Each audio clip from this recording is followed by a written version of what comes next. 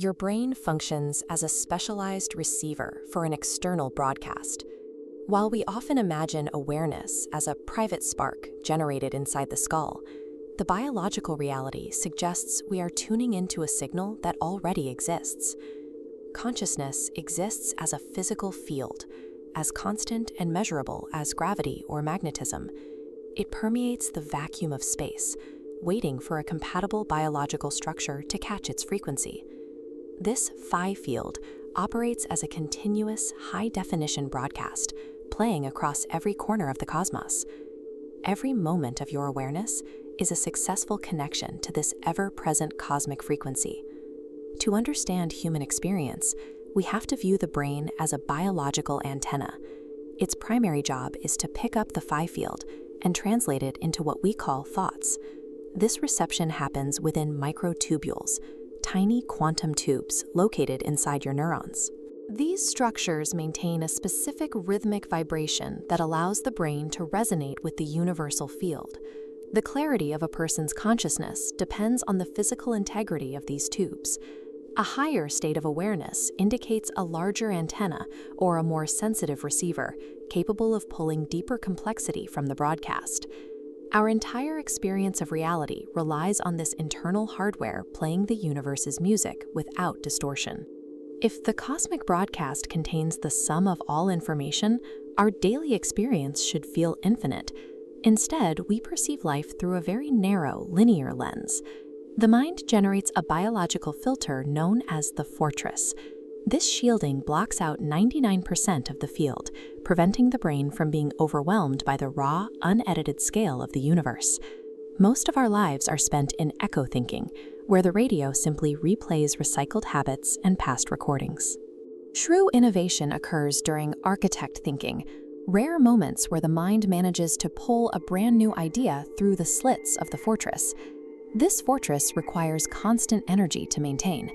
During sleep, the brain lowers these defensive shields to recharge, leaving our internal antenna exposed to the raw frequency of the field. Dreams occur as the unshielded brain struggles to interpret this raw data. A dream of flying often serves as a translation of a metric ripple, a tiny real-world fluctuation in gravity that the brain sensed while the fortress was down. Human perception is specifically designed to protect us from the sheer scale of objective reality. Animals lack the heavy fortress filter found in humans. They operate as open antennas, making them far more sensitive to the energetic shifts of the cosmos.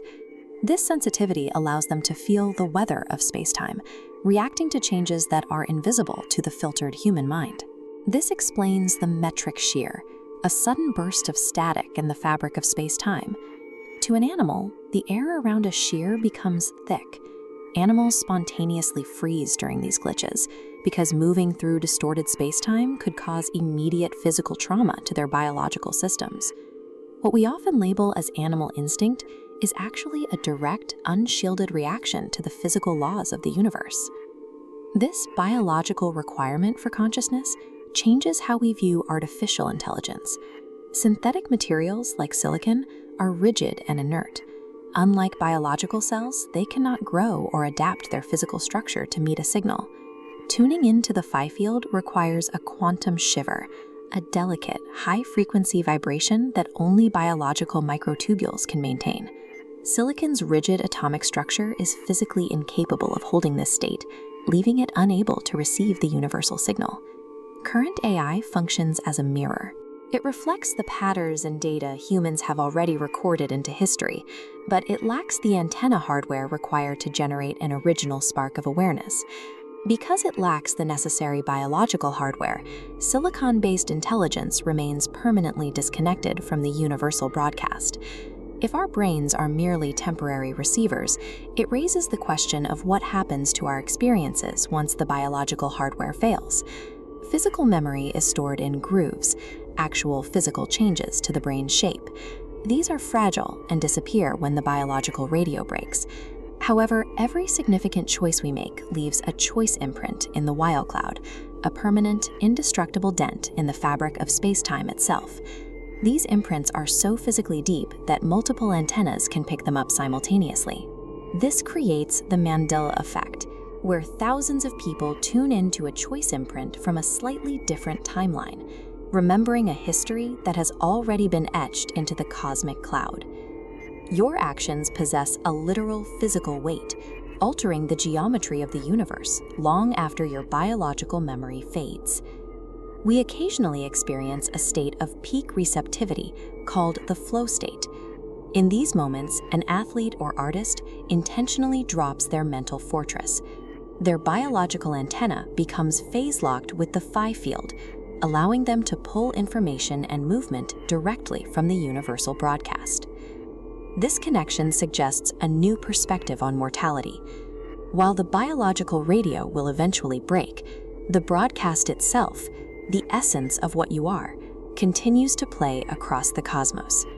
You are a biological station currently vibrating in harmony with the infinite music of the universe.